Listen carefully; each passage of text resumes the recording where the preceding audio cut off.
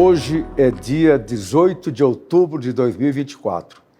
Sexta-feira, tempo chuvoso em Brasília, capital da República.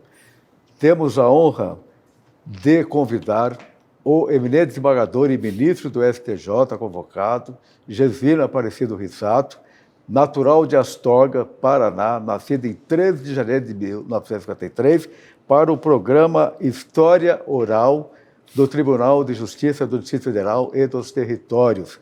Esse programa vai ficar disponível no canal do TJ no YouTube e também a transcrição ficará eternamente no memorial do nosso tribunal. Então, o desembargador Jesuíno Rissato formou-se em Direito pela Universidade Estadual de Londrina em 1983. Iniciou sua carreira como escrivão da Vara Civil da comarca de Astorga, Paraná, em 1977, tendo lá permanecido até janeiro de 1986. Logo a seguir, atuou como promotor de justiça do Ministério Público do Estado de Rondônia, nas comarcas de Costa Marques, primeira instância, e Guarajá-Mirim, segunda instância, entre 6 de janeiro de 1986 e 10 de outubro de 1991. Então, começou como promotor de justiça, nomeado juiz de direito substituto do Tribunal de Justiça do Distrito Federal e dos Territórios em 11 de outubro de 1991, tendo atuado nas circunscrições judiciárias de Sobradinho, Planaltina, Brasília e Gama. Em agosto de 1994, o ministro e desembargador Jesuíno foi promovido por antiguidade ao cargo de juiz de direito do TJDFT, com exercício na segunda vara criminal do Gama.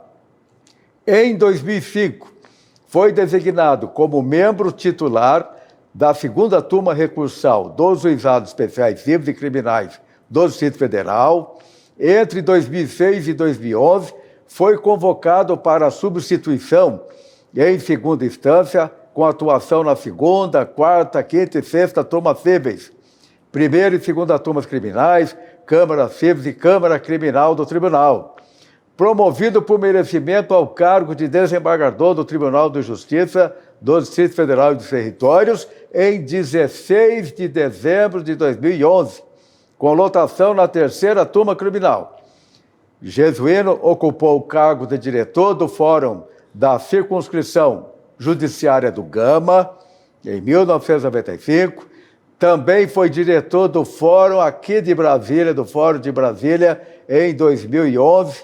Na Justiça Eleitoral, o desembargador Jesuíno atuou como juiz titular da 4ª Zona Eleitoral entre maio de 99 e maio de 2001. Foi eleito membro substituto do Tribunal Regional Eleitoral do DF em 2011.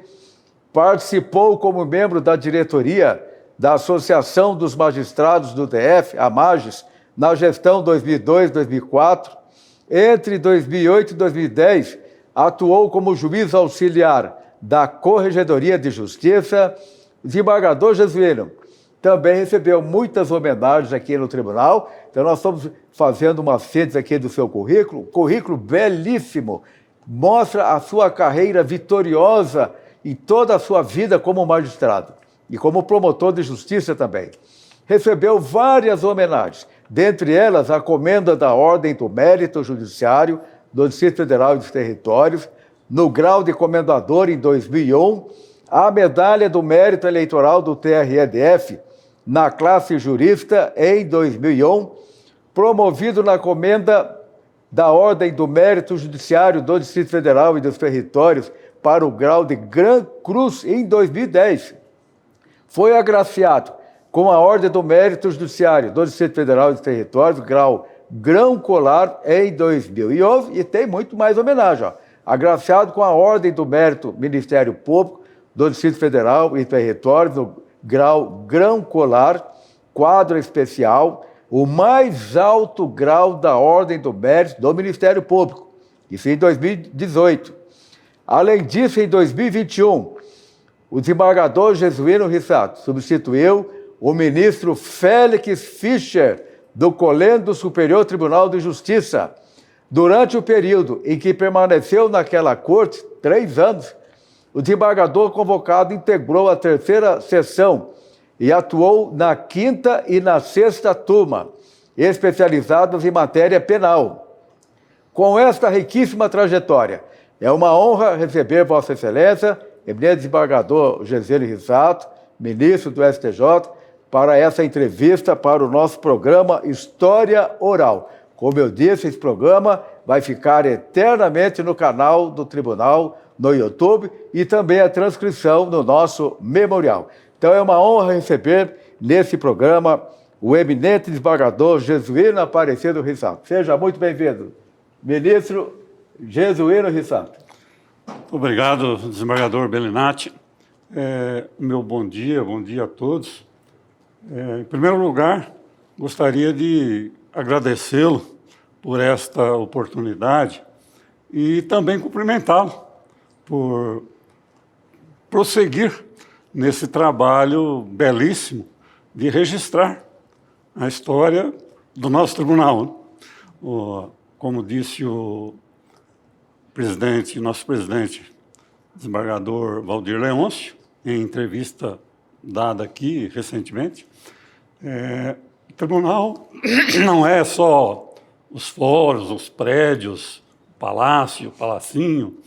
O tribunal é feito de pessoas e a história dessas pessoas tem que ser contada, tem que ser registrada, né? A alma do tribunal são as pessoas, são os servidores que nele trabalham. E os servidores, os juízes, os desembargadores, é que constroem a história da instituição. Então, gostaria de parabenizá-lo por prosseguir com esse trabalho, registrando a história dos desembargadores, dos juízes e dos servidores. Então, cada um está colocando um tijolinho nessa edificação que é a Justiça do Distrito Federal, que tem sido um exemplo para o mundo. O nosso tribunal é um tribunal premiado, selo diamante, porque cumpre as suas etapas, as suas metas, presta a melhor justiça para a nossa sociedade. E Vossa Excelência é um exemplo, um orgulho para o tribunal, uma carreira belíssima aqui na magistratura, e para brilhantar mais ainda a sua carreira, foi convocado para trabalhar no STJ, que vem representando a Justiça do Distrito Federal e honrou a toga em todos os momentos. Então, parabéns, é um orgulho para a Justiça do Distrito Federal receber Vossa Excelência nesse programa, que vai ficar na história e as pessoas vão conhecer a sua trajetória. Mas, desembargador Jesuíno, nós vamos dividir a nossa entrevista de hoje em 3 etapas. A primeira etapa, nós queremos saber sobre a sua família, a sua origem, onde você nasceu, o que seus pais faziam, onde você morou, a sua família pessoal, o seu casamento, seus filhos, e depois a sua história acadêmica e, por último, a sua trajetória profissional. Vamos falar desde o início. Então, vamos começar pela sua família. Como é que é o nome do seu pai, da sua mãe, onde que você nasceu? Que já falei no currículo, onde você nasceu em Astorga, mas eu gostaria que você falasse sobre a sua origem. Tá certo. Meu nome é Jesuíno Aparecido Rissato, eu sou o 8º filho de uma família de 11 irmãos. Que beleza. Uma família bem numerosa. Então somos iguais, porque eu também sou de uma família com 11 irmãos. E, como você disse, nasci em Astorga, norte do Paraná, uma cidade pequena de 30... Não tem 30 mil habitantes, tem 25 mil, um pouco mais. Mas nasci na zona rural. Meu pai sempre foi agricultor e, mais especificamente, cafeicultor. Tinha sítio de café. Meu pai, ele nasceu no estado de São Paulo. Ele era filho de imigrantes italianos e imigrantes vindos no final do século XIX, por volta de 1890, e se estabeleceram na região de Ribeirão Preto, na Alta Mogiana. Para colher café. Meu pai nasceu no município de Brodowski, onde meu avô trabalhava nas fazendas de café. E cresceu naquela região. Depois, a família toda foi para a região noroeste do estado de São Paulo, onde meu pai se formou, rapaz, e lá se casou com a minha mãe, que também era descendente de imigrantes italianos, né? Só que moravam em outra região. Então, só para registrar o nome do seu pai e da sua mãe. Como é que chamava seu pai? Meu pai era João Rissato. João Rissato. E minha mãe, Maria Miotto. Maria Miotto. Os dois descendentes italianos. Italianos. Família italiana. E se casaram Eles casaram no interior de São Paulo. Na cidade de Birigui. A Birigui, do lado de Araçatuba. Bilac, Araçatuba. Bilac. Minha família residia ali entre Birigui e Bilac, né, naquela região. E ali tiveram 2 filhos, né, meus 2 irmãos mais velhos, uma filha e um filho, que já são falecidos, né, são os 2 falecidos da família. E aí, por volta de 1940, aí a família foi para Londrina, né? Londrina. Que naquela época estava iniciando. A capital do café. Era conhecida como a capital do café.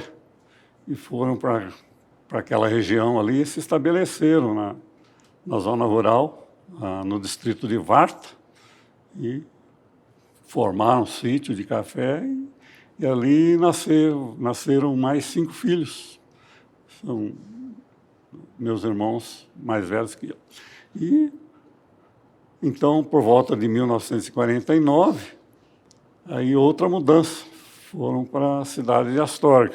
E seu pai vendeu o sítio lá na Varta? O sítio era do meu avô. Do avô. Né? Era aí comprou uma terra em Astorga. Uma terra em Astorga e foi formar a lavoura de café. Ele, minha mãe e os filhos. A família toda trabalhava na lavoura. E o resto dos meus irmãos, uma irmã mais velha que eu e os mais novos. Então, nós nascemos ali na zona rural, da cidade de Astorga. Bom, você disse que são 11 irmãos. A sua colocação, você era o mais velho? Eu era o 8º. O 8º. Sou o 8º da irmão. Família. E você trabalhou, então, o primeiro emprego praticamente foi na lavoura. Eu você também trabalhou na lavoura? Cresci na lavoura. Né? Cresceu na lavoura. Ajudando na lavoura. Você morava na lavoura, então, lá no sítio? No sítio. E até que ano que você morou lá no sítio? Eu morei até 1972. 72. Você tinha 53? Fiz o curso primário. Então você saía do sítio para estudar na cidade? Não, lá estudei o primário numa escola rural. Rural, tá certo. Fiz todo o curso primário e depois na cidade é que eu fiz o ginásio e o científico. Certo. Mas nós vamos falar sobre essa vida acadêmica. Então, voltando à sua família. O seu pai ainda é vivo, sua mãe? Não, são falecidos há muito tempo. Meu pai faleceu em 1979. Ele faleceu lá em Astorga? Faleceu lá em Astorga, já na cidade. E minha mãe em 1980. Meu pai faleceu, dali não deu um ano, minha mãe faleceu também. Poxa. Ele continuava em Astorga, né? É. Continuava nesse sítio? Não, continuava já na cidade. Já na cidade. É. E no sítio era uma vida muito difícil, né? Não tinha nenhum conforto. E a família mantém esse sítio ou foi vendido o sítio? Depois foi vendido, né? Foi vendido. Depois. Enquanto eles estavam vivos, o sítio permaneceu lá. Bom, então você viveu até lá, você ficou em Astorga, estudou lá em Astorga, fez o primário lá numa escola rural, depois você continuou estudando na cidade, lá em Astorga. Você fez naquela época tinha o ginásio científico. Era o atual segundo grau, né? Então era ginásio e científico. Científico. Certo. E agora, sobre a sua família, você ficou até quando morando lá em Astorga? Só para registrar, enfatizar aqui a data. Eu fiquei até 86, quando eu fui para Rondônia. Eu me casei em 79, né? Você se casou em Astorga. Me casei em A Astorga. esposa era de lá. Minha esposa era de Astorga, minha esposa também, a dona Maria Aparecida Pavan, Rissato. Pavan. E até gostaria, até nesse momento, de Certo. agradecer Opa. a essa minha companheira, porque É uma vida toda. Já vai Ela- completar quantos anos de casamento? eu me casei em 1984, fizemos 40 anos de 40 casados. anos. Parabéns. E, Deus abençoe. e ela me uma- acompanhou uma em todos graça os de Deus. momentos, foi comigo para Rondônia, veio comigo para Brasília e Sempre apoiando. sempre me apoiando. Parceira, né? companheira. Isso é uma Companheira graça de de Deus. todos os momentos, momentos bons Graças a e Deus, momentos ruins, graças a Deus. Esse é o maior tesouro de uma pessoa, Com uma certeza. família unida, uma família que dá apoio, amor, carinho, tudo. não fosse ela do meu lado, É. certamente não teria chegado. Mas onde cheguei. voltando aos seus irmãos, você disse que são 11 irmãos. Quantos irmãos seguiram a carreira jurídica? Eu queria que você explicasse também o que motivou para entrar na carreira jurídica. Alguém incentivou? Alguém da família? Algum amigo? Não, na verdade, nenhum dos meus irmãos Os seus era, irmãos não era da fizeram carreira direito? jurídica. Não seguiram. Porque quando eu me mudei para a cidade, aí eu comecei a trabalhar num cartório de registro de imóveis. Ah, sim. E depois, em 1974, eu fui trabalhar num cartório civil, no fórum. Né? Em 74, eu entrei como... se chamava contínuo naquela Contínuo, época. E depois virei escrevente. E em 77, o cartório vagou, o escrivão foi removido para a cidade de Cascavel, o titular, e o cartório ficou vago e eu fui nomeado. Né? O em abril Estado de que nomeava 77. naquela época. O Estado Fui do Paraná o nomeou. e Você fiquei ficou como em escrivão. Astorga, lá no cartório, na Vara Civil de Astorga, do Fórum de Astorga. Fórum de Astorga. E, inclusive, ali é que me despertou o interesse pelo direito e vendo, né, assistindo às audiências e depois passei a ser secretário de audiências do juiz. Opa, olha só. O juiz, na época, o doutor Irosê Zene, que depois foi desembargador, foi juiz do Tribunal de Alçada, depois desembargador do Tribunal de Justiça do Estado do Paraná. Ele em quem eu me espelhei, assim. Certo. Né? Quer dizer, os Pessoa seus que- irmãos não seguiram a carreira jurídica. Não. Você foi o único que resolveu fazer direito, então, dos 11 irmãos. Depois eu tive um irmão mais novo que acabou se formando em direito, formou. mas ele não advoga, não, Ah, não advoga. não Certo.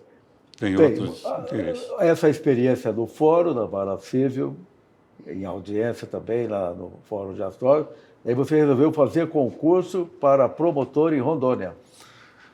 Então, Mas antes você foi fazer a universidade, o direito, né? Você foi para Londrina. Em 79, eu fiz vestibular para Direito, em janeiro, na UEL. E Mas você morou em Londrina ou só Não. ia estudar lá? ia toda noite, Então, de Astorga, quantos quilômetros tem de Astorga a Londrina? 70 quilômetros. 70 quilômetros, olha aí, Eu sacrifício. trabalhava Toda noite para Londrina. até às 5 estudar. horas no fórum e saía do fórum, ia para casa, 6 horas tinha que sair para Londrina, porque a aula começava Olha às só, 7. Beleza. Então, o dia que tomava banho não jantava, o dia que jantava não tomava banho, era assim, Uma luta, era né? corrido. Então, Corrida. eu e mais 3 companheiros, né? 2 companheiros e uma companheira, Vocês iam no mesmo carro. iam no mesmo carro. A gente se revezava, né? E Todos esses os colegas dias, os seguiram a carreira jurídica? Sim. Um deles foi advogado, outro foi advogou também, depois fez concurso para juiz em Rondônia, foi juiz em Rondônia, foi desembargador e está aposentado hoje. Olha só. O Divanil Marins. E a Maria Lúcia foi também promotora no estado do Paraná. Ó, eu falei aqui da sua formatura, só queria que você repetisse a data que você se formou em Direito, porque na época que você estudou eram 5 anos, né? 5 anos. 5 anos. Aí eu me formei em 83, 1983. Foi uma época boa, a época de estudante, era corrido, né? Sacrificado. Mas, na época a gente tinha muita disposição, né? Muita saúde e muita disposição para enfrentar. Não existe carreira sem luta, né? Todo mundo tem que sem sacrifício, muito. Não existe. Tive bons professores, né? Mas antes de falar de Rondônia, que você foi promotor lá em Rondônia, eu vou voltar à sua família. Então você se casou há 40 anos. E quantos filhos você tem? Tenho 2 filhos. 2 filhos. O mais velho se formou em medicina, né? Aqui na UNB. Ele é médico em Brasília? Não, ele se formou aqui e foi fazer residência em São Paulo. São Paulo. Fez uma residência em ortopedia, né? Se especializou em ortopedia e depois fez uma subespecialização em ortopedia. Como é que é o nome do seu filho mais pediátrico? É o Ulisses Pavan e Sá. Certo. Então, e aí ele resolveu ficar em São Paulo. Mora lá. Pretende trabalhar em São Paulo. E está trabalhando lá. Aí ele casou também com uma moça aqui de Brasília, que ele já namorava. Certo. Já tem netinho? Tem 2. 2 netinhas. Fala o nome das netinhas. Tem a Isabel, de 4 anos, né? 4 anos e meio. E a Beatriz, que fez 2 anos. Que beleza. Muito então, bem. Duas netinhas. Os dois presentes de Deus. Qual é o nome da Nora, para ficar registrado aqui? Então, a Nora, o nome dela? Bom, 2 netinhas, o seu filho está lá trabalhando como médico. E o outro filho, é uma filha, né, que trabalha aqui em Brasília, aqui no tribunal. Ela é servidora do tribunal. Qual é o nome da sua filha? É Graziela. Graziela. E onde que ela trabalha no momento aqui no tribunal? Ela está com o Dr. Tovani, na 8ª... Ela trabalha em vara... 8ª Vara Criminal. 8ª Vara Criminal. Muito bem. Ela é analista aqui no tribunal? Está começando? Ela é concursada, ela é técnica. Né? A técnica, está começando. Muito bem, parabéns aí pelos 2 filhos. 2 netinhas, uma de 4 anos, 4 anos e meio, né? E outra de 2 anos. Então a família vai crescendo, uma graça de Deus, a nossa descendência. E é isso que nós queremos na vida, né? Que a família seja feliz. Porque filho feliz, pai feliz, não é verdade? Não. Então, filho feliz, pai feliz. E o nome da minha nora, mulher do Ulisses, é Suzana. Muito bem. Ela é aqui de Brasília também. Tá certo. E essa nora, ela também é médica? Não, ela é arquiteta. Arquiteta. Ela é arquiteta, ela até não exerce a profissão, né? Certo. Mas ela é arquiteta formada. Agora, você exerceu alguma influência ao seu filho para ele fazer medicina ou ele que escolheu livremente? Não. Às vezes o pai deseja, seria melhor você ser médico, engenheiro ou contador, etc., né?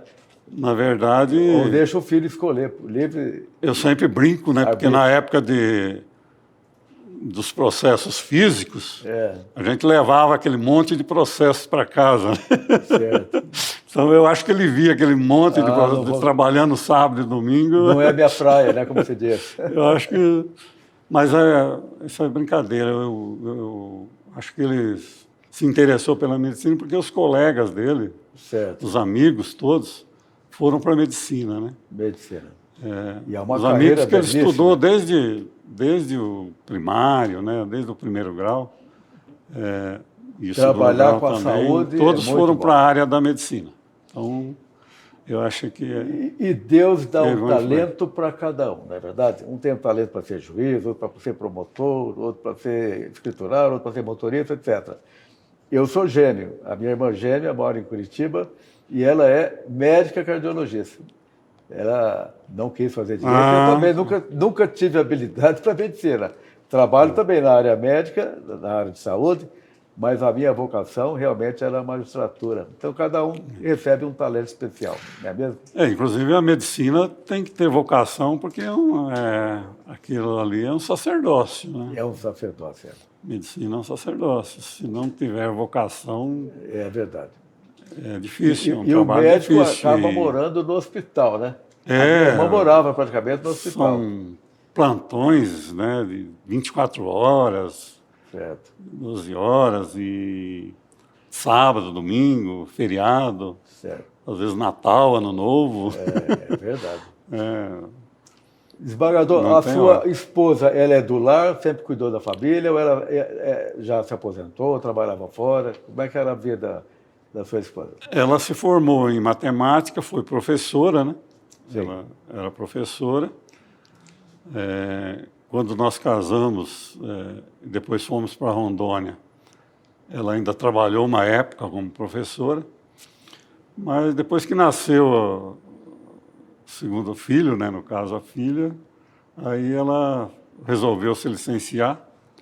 E aí foi a época que nós viemos para Brasília, era uma época muito difícil, né, que a cidade não tinha conhecidos, não tinha com quem deixar as crianças, Certo.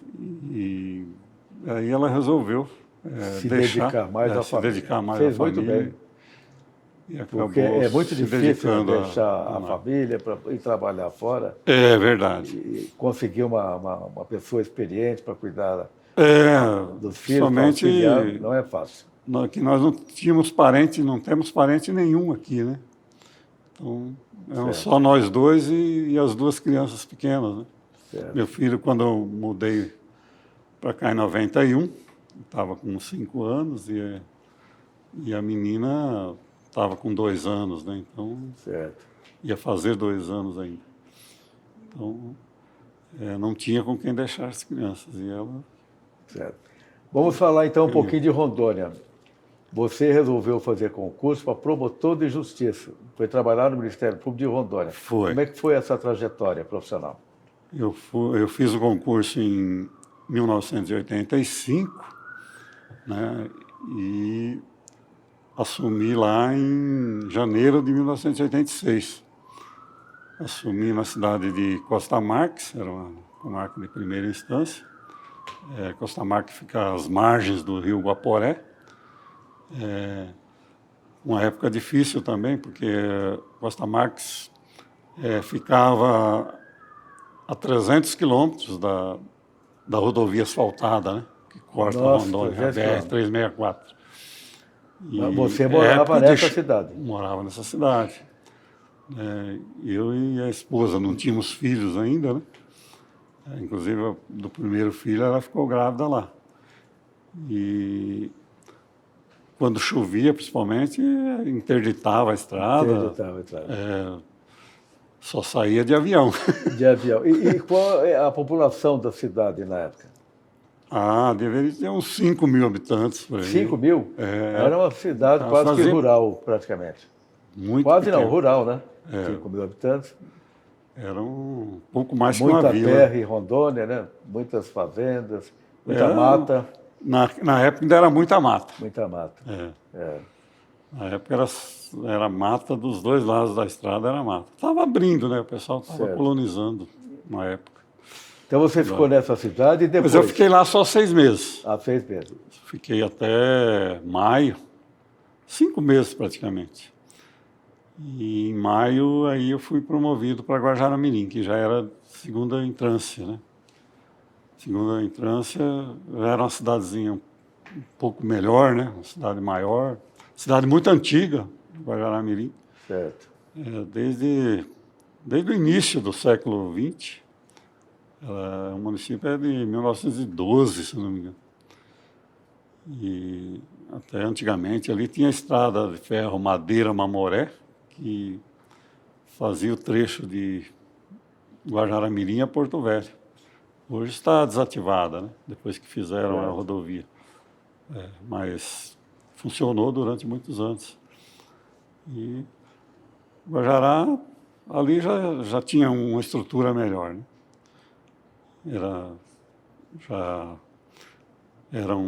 Era distante também. Quando eu fui, em 86, que eu mudei para lá, de Porto Velho a Guajará, Mirim, eram 330 quilômetros de terra, estrada de terra. Estrada de terra. Depois, quando eu saí de lá, já era asfaltada. Em 91, o trecho já estava asfaltado.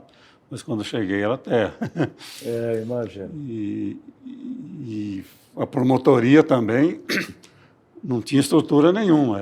Era uma sala no fórum, cedida pelo juiz. E eram 3 promotores na época. E depois, acho que no ano seguinte, 87, se eu não me engano, aí é que o Ministério Público alugou uma casa, uma residência, do lado do fórum, para instalar a promotoria. Promotoria de Justiça. Aí instalou a promotoria, não tinha móveis. O que eu fiz? Eu peguei, fui numa loja de móveis lá em Guajará e comprei com o meu dinheiro. Comprei uma escrivaninha, uma estante, cadeira, né? Eu tinha uma máquina de escrever. O detalhe, com o seu dinheiro, né? Com o dinheiro do meu salário. Certo. Comprei e instalei no gabinete. Se chegar o recurso, ia demorar muito. Ia demorar muito. Então, aí depois, até quando eu pedi a exoneração, que eu passei no concurso aqui, aí eu doei os móveis para a instituição. Mas no total, você ficou quanto tempo como promotor em Rondônia? Fiquei 5 anos e 10 meses. 5 anos, então é uma grande experiência como promotor. 5 anos. E você trabalhava era tudo, promotor fazia tudo, né? Ou você trabalhava só numa área específica? Não. Penal, família, civil? Quer dizer, tinha 3 promotores, um pegava o civil e os outros 2 crime e atender o público, né? Tinha muito atendimento. Era uma população muito carente, né? Tinha uma população muito carente. As pessoas. Pessoal que morava na zona rural, principalmente, seringueiros. E tinha muito índio naquela região ou não? Tem reserva indígena. Tem reserva indígena. Dos Pacas eu Novos. fui a Macapá, no Amapá, há pouco tempo, e vi lá muitos índios também na região ali da capital. Uma civilização bonita. Tinha muito índio e uma mistura de brasileiros com bolivianos, né? Porque aquela fronteira ali tem muito boliviano que mora do lado brasileiro. Assim como tem alguns brasileiros que moram também do lado da Bolívia. Né? Mas a maioria é de bolivianos que moram na fronteira então, do mais lado de do 5 anos como promotor de justiça em Rondônia. Tem algum fato que você se recorda, assim, que chamou a sua atenção? Até hoje você pensa algum trabalho especial que foi realizado de Rondônia? Alguma lembrança que você gostaria de registrar? O mais, assim, que marcou mais foi o meu primeiro júri, que eu nunca tinha feito júri, né? Primeiro júri como promotor, a gente realmente não esquece. Você fazendo também o papel de promotor, fazendo a acusação, evidentemente. Evidentemente. Né? E também o trabalho com o pessoal, né? Eu achei uma experiência muito. Mas fale um pouco mais desse júri. Como é que foi o resultado? Foi absolvido ou condenado? Eu acho que eu mesmo pedi absolvição. Pediu absolvição. Olha só. Um caso interessante. Né? É a missão do promotor, o fiscal da lei, defende a sociedade. E teve, né, assim... Bom, então episódios normais, né? E que mais desse período aí como promotor que você gostaria de falar? Mas assim, fato mesmo, assim, muito marcante, não teve. O que marcou mais foi assim, o trabalho com com os habitantes lá. Assim, a interação, né, com a cidade, com as pessoas lá, um pessoal muito... Deixei lá, conhecidos, amigos, pessoas que até hoje eu tenho contato ainda. Certo. Bem, 5 anos, um pouco mais de 5 anos como promotor em Rondônia. Qual foi a motivação para fazer concurso para juiz em Brasília? E como é que você se preparou? Você estudava regularmente ou veio para Brasília fazer o concurso aproveitando somente da preparação anterior para o concurso do Ministério Público? Na realidade, eu não pensava em sair, em vir para Brasília. Eu nem conhecia Brasília, para dizer a verdade. Mas naquela época, teve um amigo, né, que era juiz lá, o doutor Irineu de Oliveira. Ele era juiz lá em Guajará, eu conheci ele lá. Aí ele fez concurso aqui em Brasília para a magistratura em 1990. Né? E veio para Brasília. E aí ele que me ligou, dizendo que tinha concurso em 91, ia ter outro concurso, e me mandou os programas, né? Olha só. O programa do concurso, fez minha inscrição, não só minha, né, mas de outros que residiam lá em Rondônia. Naquela época tinha o doutor Ariel, que era juiz, o doutor Gilberto, que era juiz, né, o doutor João Batista Teixeira, também juiz, lá em Rondônia, e ele que fez a inscrição do pessoal e nós viemos fazer o concurso aqui. E todos esses anos foram aprovados, né? Turma boa. Todos. Mas você chegou a estudar muito para fazer o concurso, não? Ou foi estudava. Eu fiz assim um programa. Eu e o doutor Ariel, que era juiz lá, a gente levantava 4 horas da manhã, e estudava das 4 às 8. Olha só, beleza. Às 8 começava o expediente no fórum, né, porque o expediente lá é de manhã, e fizemos essa luta aí também, levantar cedo e estudar. Mas quanto tempo você ficou estudando para o concurso para juiz em Brasília? Uns 4 meses. Né? 4 meses. Então você estava muito bem preparado, porque estudar só 4 meses não seria o suficiente, né? Então, com a sua preparação, experiência, tudo isso ajudou, né? Ajudou muito. A preparação anterior para o Ministério Público. E aí passei no provão, né? Certo. No provão, acho que foi em abril, né? Aí, isso em 1990? Em 1990. Certo. Quer dizer, já em 91. Né? Já estava em 91. E aí continuamos estudando para a prova escrita e depois para a prova oral. Fomos fazer a prova oral, a última prova, em setembro. Setembro de 91. Setembro de 91. Tomamos posse dia 11 de outubro de 91. Muito bem. Você se recorda dos nomes dos magistrados que fizeram parte da banca, da prova oral? Lembro do desembargador Hermenegildo, desembargador Luiz Cláudio de Abreu, desembargador Minervino, o desembargador Campos Amaral fazia parte da banca. Quer dizer, no início,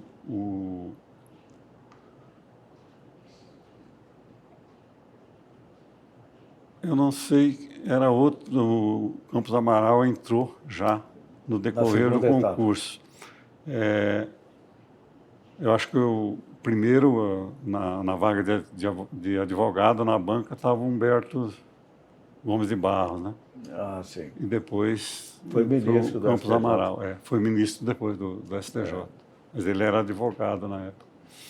Então, esses aí foram os examinadores. Muito bem. Então você tomou posse em 91, final de 91, como juiz de direito substituto. Começou a carreira, nós já lemos aqui, mas só para enfatizar. Você começou em qual juízo? A primeira designação. Primeira designação, em outubro, tomamos posse, no dia 11, no dia 12 foi feriado. No primeiro dia útil seguinte, eu já estava em Sobradinho.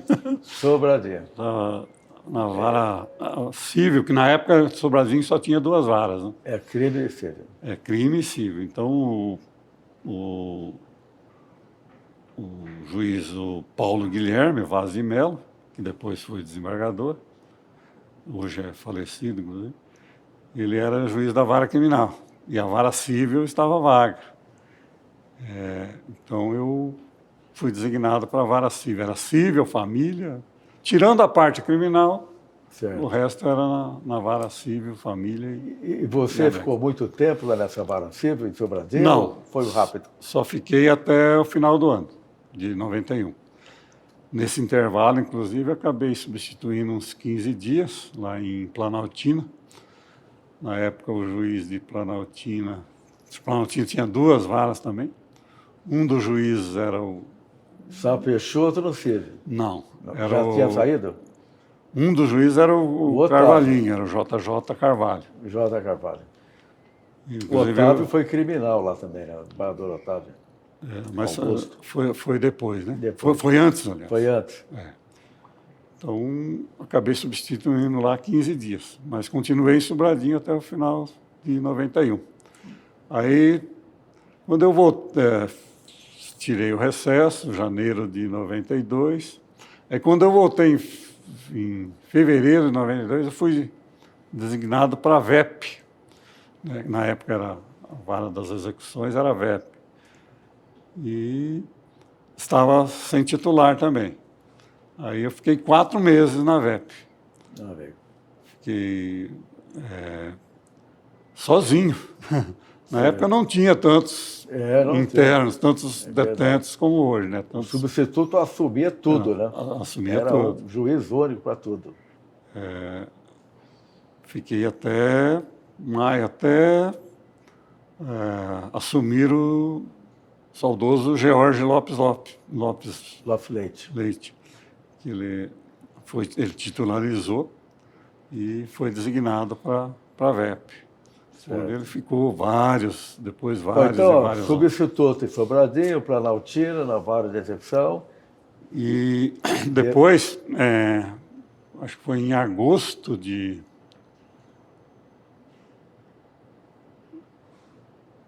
91, salvo engano, aí eu fui designado para auxiliar o desembargador Getúlio Pinheiro no Tribunal do Júri, aqui de Brasília.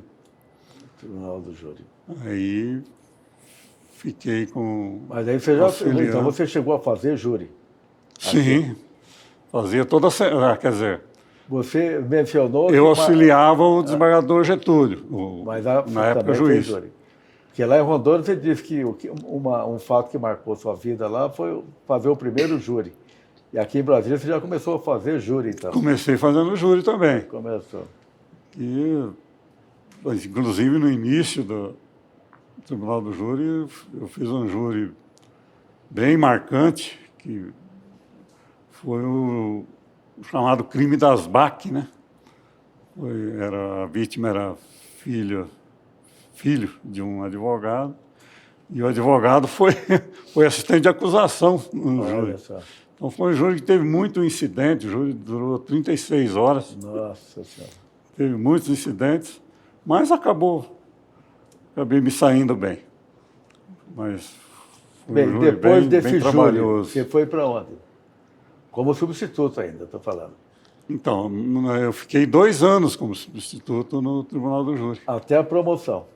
Até a promoção para o Gama. No Gama? Não, a titularidade Você foi promovido a juiz titular. Foi para o Gama? Foi para o Gama. Qual vara? Foi na segunda vara criminal do Gama. Segunda vara criminal. Agora, como substituto, eu vi aqui no seu currículo, você ficou menos de 3 anos, né? Como substituto? Foi de 91, de outubro de 91 a agosto de 94. Não, então mais de 3 anos. Não chegou a dar 3 anos. Não chegou a dar 3 anos. Ia dar 3 anos em outubro. Certo. Eu também, eu como substituto, eu fiquei 3 anos, juiz substituto, até chegar a juiz titular. Nós tivemos turmas aqui no tribunal, os colegas ficaram mais de 10 anos como substitutos, teve uma turma até com 12 anos. Hoje a promoção está sendo um pouco mais rápida. Está mais rápido, né? Mas, na época o tribunal era pequeno ainda. Verdade. Mas, então, aí eu fiquei até dezembro de 95. 95. Fiquei lá no Gama, na segunda vara criminal. Certo. Também uma vara muito trabalhosa na época, né? E lá no Gama, a criminalidade no Gama, em determinado período, era muito grande. Não só pelo Gama, né? Mas região pelo entorno. Toda, pelo entorno. Aquelas regiões ali de Santa Maria, que na época não tinha ainda fórum. Que é aquele entorno de Goiás, aí, Valparaíso, Céu Azul, tinha muita criminalidade, né? E o pessoal vinha cometer crimes no Gama, na cidade do Gama.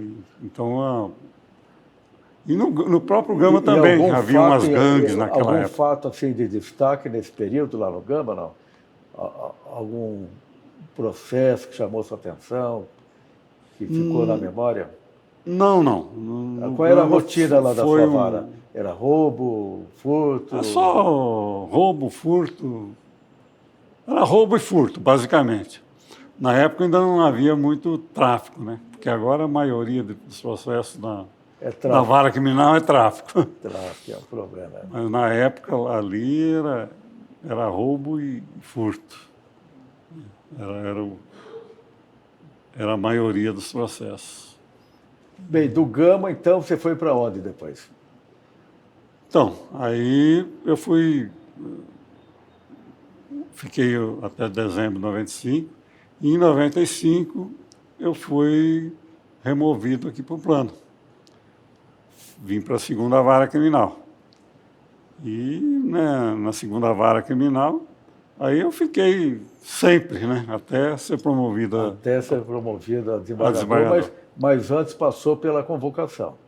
Ficou quanto tempo convocado, como juiz convocado para o tribunal, como desembargador? Antes de ser convocado, também passei pelas turmas recursais, né? Antes da turma recursal.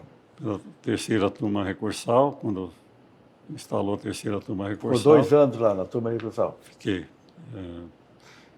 Juntamente com o João Batista Teixeira, né? O Alfeu, Gonzaga. Na época era no Azulão, no CIA, né? Funcionava ali. E depois comecei a ser convocado em 2006. E minhas primeiras convocações até foram para turmas cíveis. Olha só, especialidade em crime. A primeira convocação foi para a 6ª Vara Civil. Certo. Eu até nunca tinha trabalhado assim no cível, né? A não ser como escrivão lá na vara em Astorga.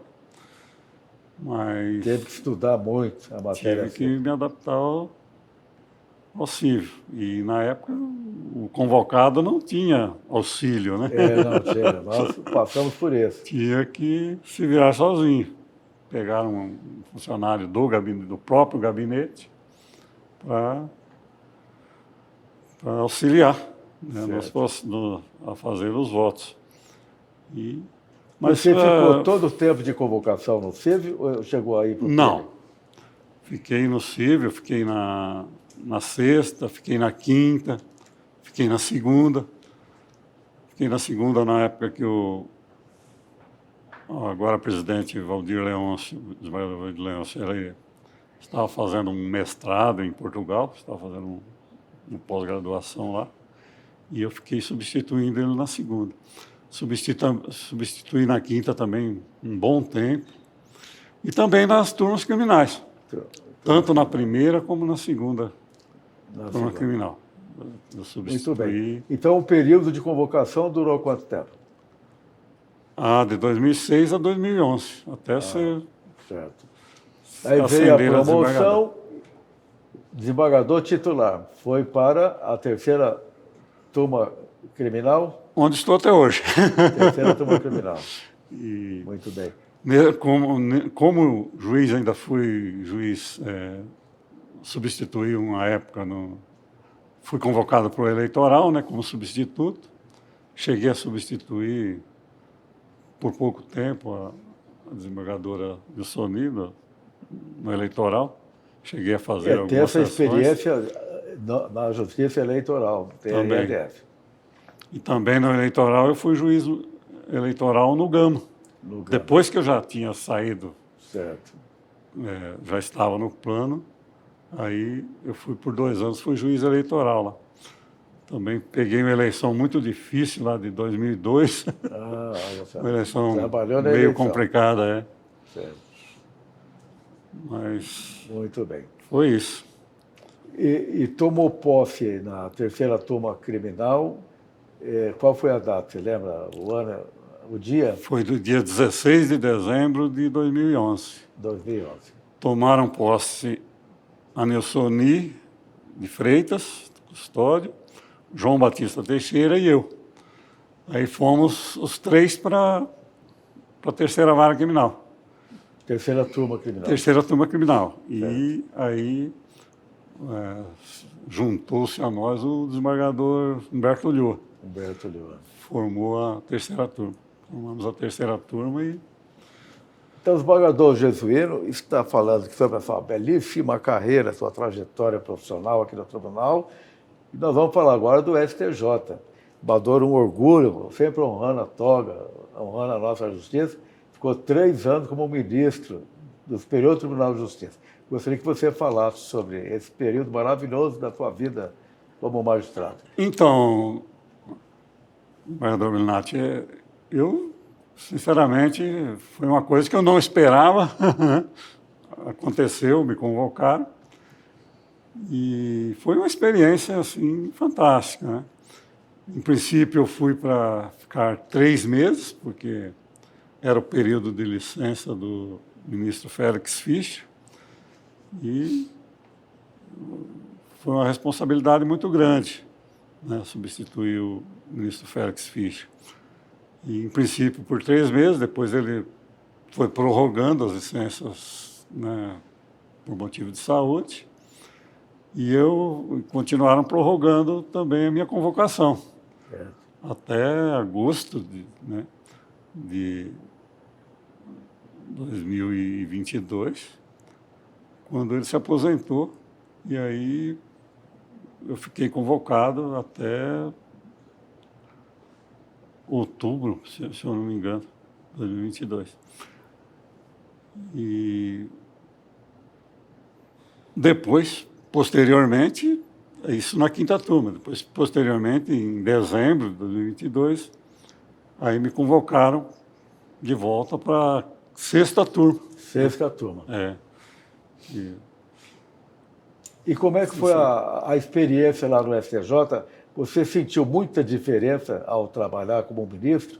Eu digo assim, a diferença de desembargador para ministro. Qual foi assim, o que você mais sentiu nessa atuação? A atuação a diferença maior é que no STJ normalmente você não analisa a prova, né? O STJ é uma corte de precedentes, né? As questões são mais de direito, né? Eles têm uma preocupação grande em uniformização de jurisprudência, né, principalmente nas questões, né, polêmicas, que há muita divergência entre juízes e tribunais, e o STJ procura uniformizar essas questões. Né? Certo. E a diferença de acúmulo de volume, né? O volume, né? Porque aqui nós julgamos 200 processos, 300 por mês na turma, ou até 400. Quando eu saía, as turmas criminais estavam recebendo 100 e poucos processos por mês. Lá recebia cerca de 1000 processos. Aqui 100, lá 1000. São 10 vezes mais. 10 vezes mais.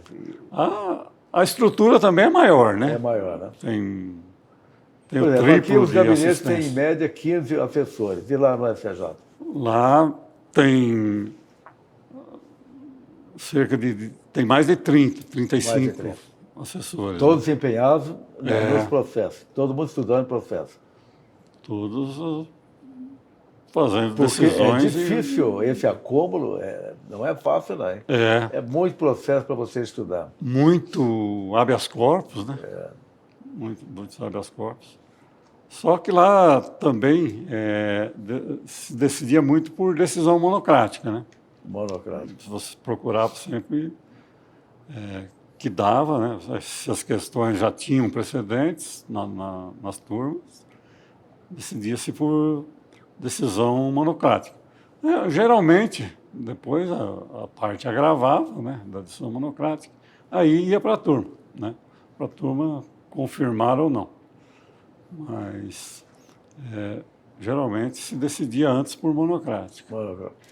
Então, eu queria que você deixasse registrado aqui, para sintetizar esse trabalho no STJ.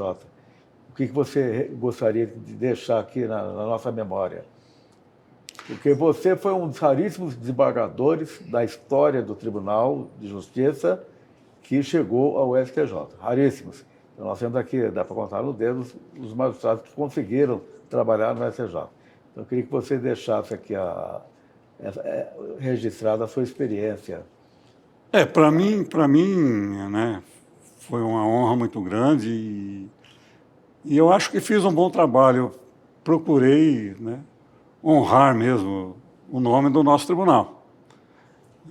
Porque isso, para qualquer tribunal que tenha um membro convocado para o STJ ou que seja nomeado ministro, né, e o TJDF-T já teve, né, vários desembargadores nomeados ministros, né? O Eduardo Ribeiro, Vicente Sernicchiaro, e que está lá ainda é uma das mais antigas, né? A ministra Nancy, Romildo. O ministro Romildo Bueno, mas há muito tempo não... São poucos, na verdade, você conta no dedo. Os desembargadores, que nosso tribunal funciona desde 1960, em 64 anos, pouquíssimos chegaram ao STJ. Mas eu acho que consegui honrar assim, o nome. Com certeza. do Somos TJDF. testemunha do trabalho excepcional, maravilhoso, competente, correto, que Vossa Excelência realizou no STJ, que está na história. Nós acompanhamos a sua jurisprudência e valorizamos esse trabalho, porque sabemos que o trabalho é realizado com muita competência e eficiência. Obrigado. Eu realmente me senti muito honrado e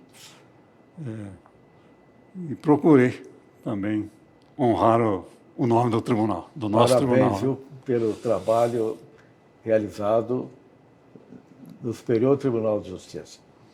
Badô Jesuíno, a vida continua, Vossa Excelência tem 71 anos, 71. Né? Já fez 71.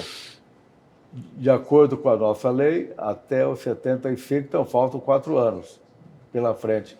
Qual é o projeto de vida aí nesses 4 anos?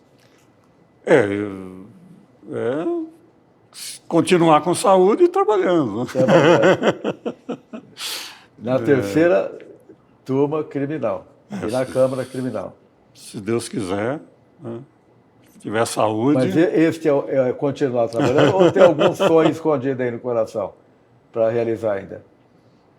Que você conseguiu o ápice da carreira. Foi promotor de justiça, juiz de direito substituto, juiz titular, desembargador convocado, desembargador titular e ministro do STJ. Carreira belíssima. Poucos conseguem essa carreira vitoriosa. Na verdade, eu digo que o futuro a Deus pertence, né? Certo. Eu acho que eu herdei da minha mãe a calma, a tranquilidade, né? a resiliência e herdei do meu pai uma certa inquietação de sempre buscar alguma coisa a mais e de ter coragem, né, de enfrentar lugares novos e coisas novas, né, e sempre progredir. Tá certo. Sempre procurar se aperfeiçoar e melhorar Muito como bem. pessoa. Então, para concluirmos a nossa entrevista, eu gostaria que Vossa Excelência deixasse uma mensagem para as próximas gerações.